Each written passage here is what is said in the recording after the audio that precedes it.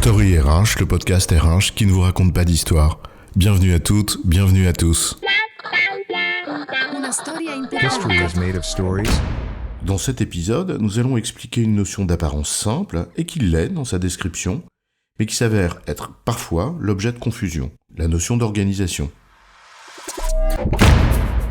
Quand on lit des textes ou des articles sur le management, on voit de nombreux termes pour désigner l'entreprise en tant que telle. L'entreprise, bon, j'avoue qu'il était pas dur à trouver celui-là. La firme, un peu plus rare.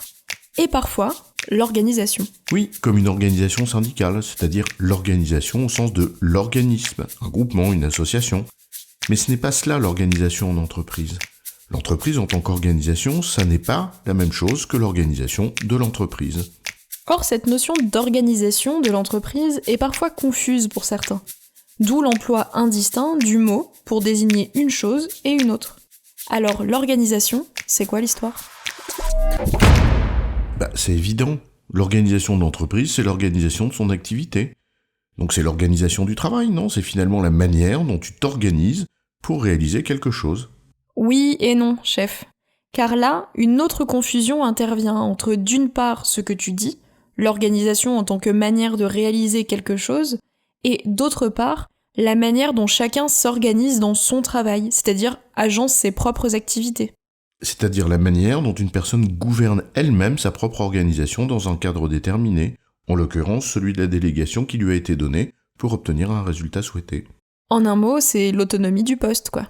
Donc le terme organisation ici ne désigne pas l'entreprise en tant qu'organisme, ni la manière dont les personnes organisent leur travail, mais ça désigne la manière dont l'entreprise structure ses processus pour produire de la valeur. C'est en quelque sorte le squelette de la chaîne de valeur. Et c'est bien pour cela que cette organisation se traduit en responsabilité, et donc en poste, et qu'elle peut être formalisée au travers de workflows et d'organigrammes, lorsqu'il y en a. C'est donc en quelque sorte la structuration de l'activité.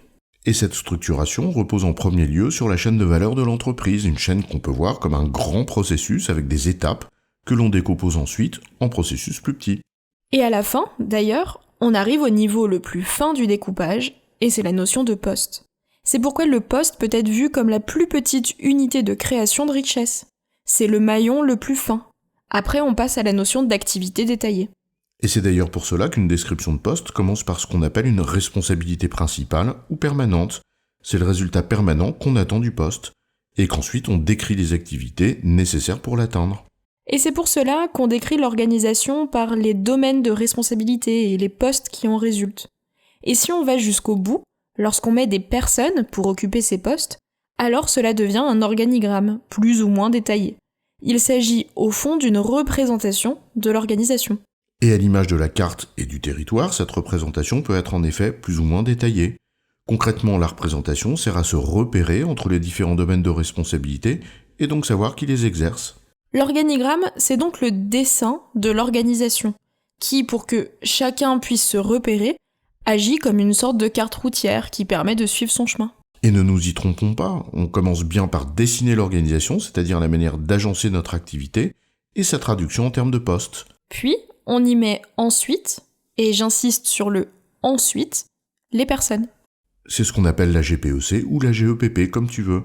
Et le point de rencontre entre les deux, ce sont les compétences requises pour exercer les postes.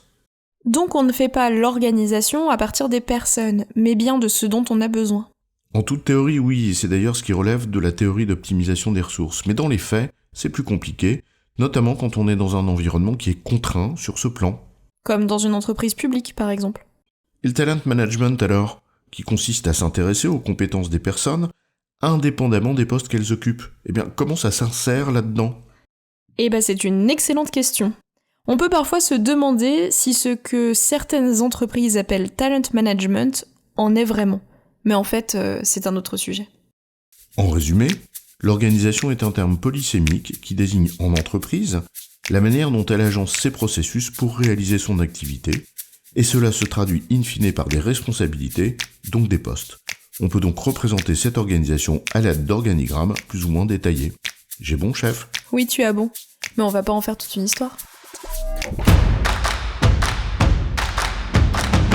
Story RH, le podcast RH qui ne vous raconte pas d'histoire. Retrouvez tous les épisodes sur storyrh.fr.